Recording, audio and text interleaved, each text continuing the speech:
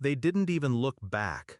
The sliding glass doors hissed shut behind them, their footsteps swallowed by the hallway.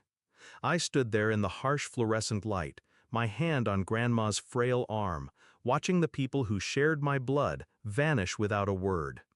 She asked where they went. I told her they'd be back. We both knew it was a lie. 7 years. 7 winters of pushing her wheelchair through narrow corridors, feeding her when her hands trembled, reading her the same worn Bible passages she loved.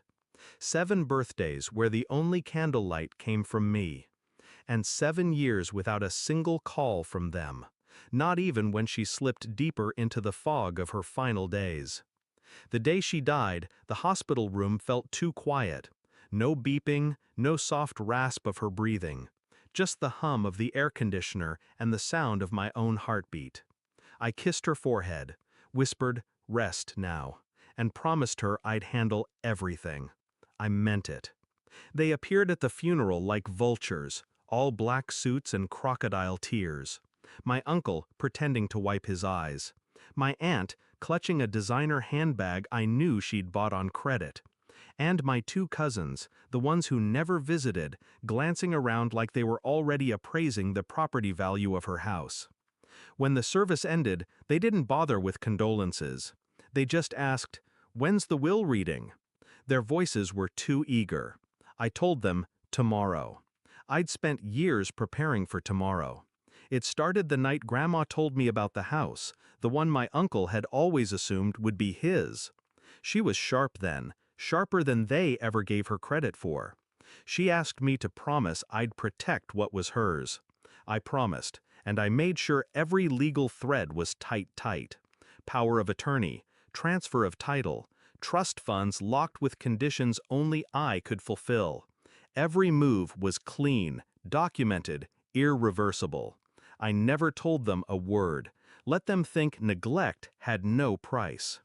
The lawyer's office was warm, cozy even, but the air felt heavy when they walked in. They sat across from me, pretending patience. I kept my face calm, my hands folded in my lap.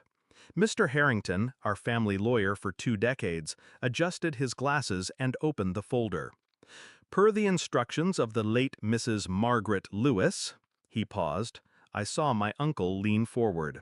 The entirety of her estate, including all properties, bank accounts, and personal assets, is to be transferred to her sole caregiver, her granddaughter, Emily. Silence. Then, "What?" from my aunt, sharp as a blade.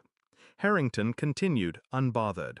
"It is further noted that her surviving relatives are to receive," he glanced at me, I nodded, "a $1 each as a token." My cousins laughed, at first. Then the reality sank in. They turned on me like cornered animals. My uncle slammed a hand on the table. "You tricked her!" "No," I said evenly. "I stayed. You didn't." I didn't raise my voice, didn't need to. Every word was a mirror they couldn't look into.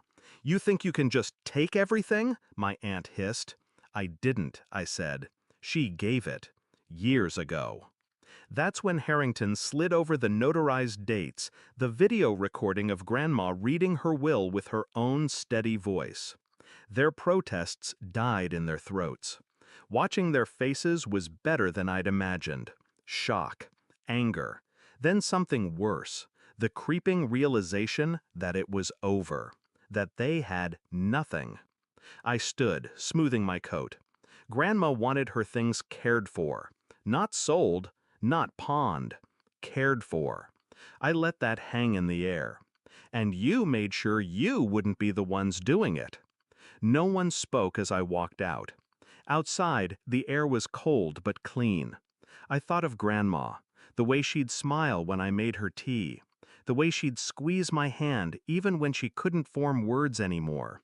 Justice didn't bring her back, but it honored her. And as for them, well, they'll remember the will reading for the rest of their lives. They'll remember the moment they realized they'd abandoned more than just a woman in a hospital bed.